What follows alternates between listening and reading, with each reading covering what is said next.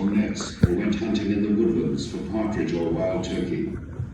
The women toiled the year round at cooking, washing, scrubbing and sanding the floors, moulding tallow candles to light the long winter nights. For young people, especially girls, there was not much amusement. A girl like little Anne Putnam, having done her household duties, would not be encouraged to run and play, to meet boys, to be frivolous. The Puritan God forbade it. Trapped as they were in this somber adult world, it is not surprising that girls of the time became restless and resentful. But the hand of authority was so heavy upon them, they dared not express themselves, except sometimes in attacks of what we call hysteria, wild, destructive emotional outbursts. Anne had more reason than most for being disturbed. Her mother was an embittered woman whose sister had died in childbirth. Mrs. Putnam herself had had 2 children who had died, and lately had started dreaming about her sister and her own dead babies. It seems that in her distraction, Mrs. Putnam considered turning away from her God and trying to contact the dead by forbidden means. And in this little Anne was to be her helpmate. For Anne was one of a circle of girls who had begun to meet quite regularly in the house of the Reverend Samuel Parris. The center of these meetings was old Tituba, a black woman whom Parris had brought back as his servant from Barbados. To amuse the girls, Tituba told them stories or showed them tricks and scraps of magic, some of which had probably come over with her ancestors in the slave ships from Africa. Anne's mother may have thought to use Tituba as her means of communing with the dead, but things shortly took a very different turn. Poor innocent Tituba. Little did she imagine that the tale she told to pass a winter's afternoon would soon be used against her. Nor could she have guessed that the terrible suspicions that first concentrated upon her would spread to involve so many, many others.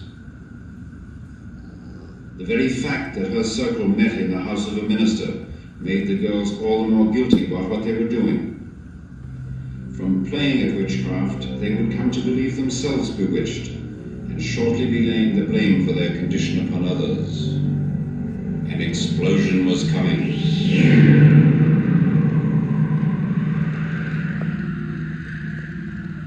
One of the first to give way was Betty Parris, a frail, suggestible child, the daughter of the Reverend Parris himself. She began to fall into trance-like states, her eyes fixed, her body rigid. The disorder next spread to Abigail Williams, a cousin who lived in the same household. She began to babble or to run around on all fours, making barking or braying noises. When his daughter's condition became frighteningly acute, the Reverend Parris called in Dr. Griggs, a physician in the village. Dr. Griggs was at a loss. His simple medical knowledge told him the girl did not have fever or epilepsy or the usual forms of madness. What did she have? Whatever the malady was, dozens of other young girls would soon be catching it. Within a few days, Dr. Griggs would be making the same calls, asking the same futile questions in houses all over Salem village. Betty, child, what afflicts thee? Betty, speak, in God's name, who has done this to thee? It began to seem to the villagers that they were seeing the devil's work. The girls were possessed. They twitched and spoke in tongues. It was not a case for medicine at all. Said the doctor, the evil hand is upon them. It was for men of the church to discover who was responsible. The girls now began to be questioned night and day, the Reverend Parris himself taking the lead in these inquisitions.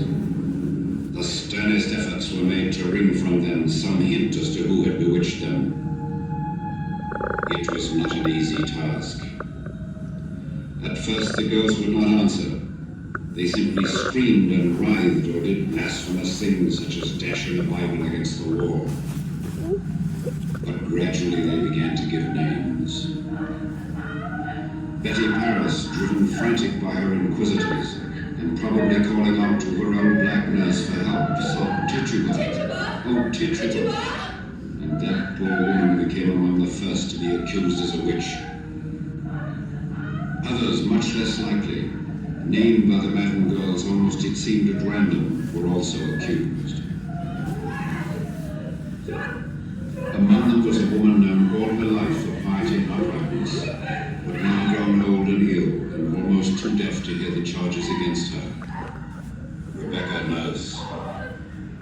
The fact that Rebecca could scarcely walk at the time in no way affected the accusation of witchcraft.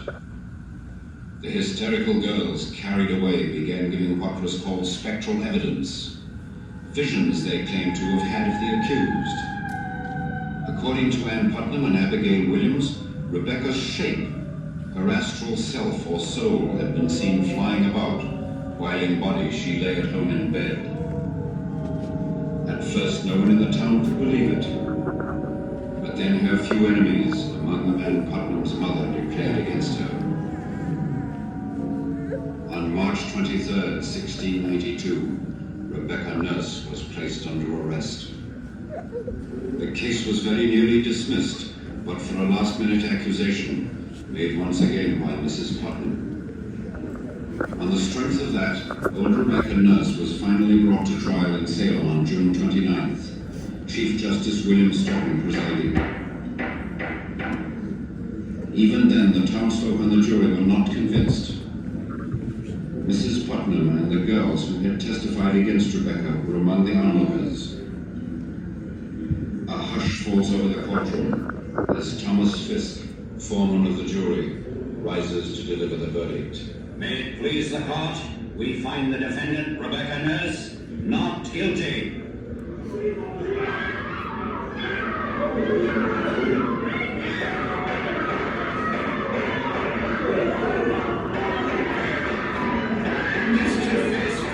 I must ask that you and your fellow jurors reconsider your verdict. Rebecca was cross-examined again about a remark she had made earlier in the trial.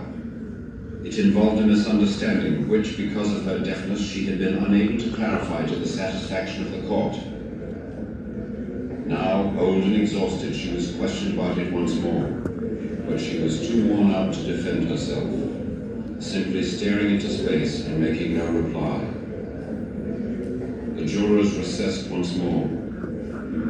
Now Thomas Fisk comes forward to deliver the final verdict.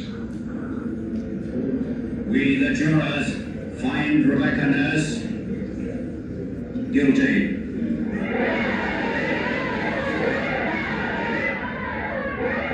So the law put itself at the disposal of this gathering madness. Before it was done, 19 would hang. Another, Giles Corey, would die a still more horrible death, and hundreds all over New England would be sent to jail, some for up to 7 years, languishing forgotten, long after the obsession with witchcraft had died away. Amid all this confusion, the farcical trials in which judge and jury gave in to the screaming of hysterical girls, amid fear and slander and random accusations, a few men stood out as heroes, steadfastly clinging to their reason and their principles, even in the shadow of the gallows. One of these was John Proctor. From the first, he refused to be swept up in the general panic. Unlike others, he saw